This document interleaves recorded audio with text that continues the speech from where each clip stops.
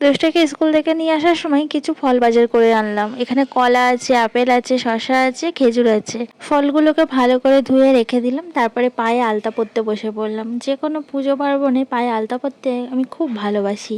পায়ে আলতা পরতে আমার ভীষণ ভালো লাগে। তো দু পাতেই রাঙা টুকটুকে করে আলতা পরে নিয়ে চলে এলাম ঠাকুর ঘরে।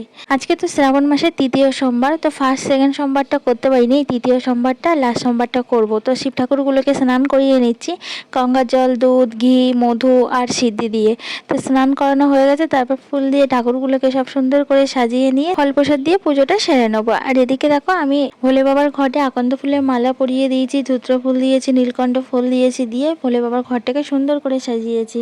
আর ভোলে বাবার মূর্তিটাতেও আমি একটা আকন্দ ফুলের মালা পরিয়ে দিয়েছি। তো পুজোটা সেরে নিয়ে আমি এদিকে ফল করতে বসলাম। আর এখানে সাবু ফল কেটে নিয়েছি আর ভোলেনাথের জন্য একটু তুলে রেখেছি। চলো ভিডিওটা এখানে শেষ করছি। ভালো লাগলে লাইক করে সবাই ভালো থেকো।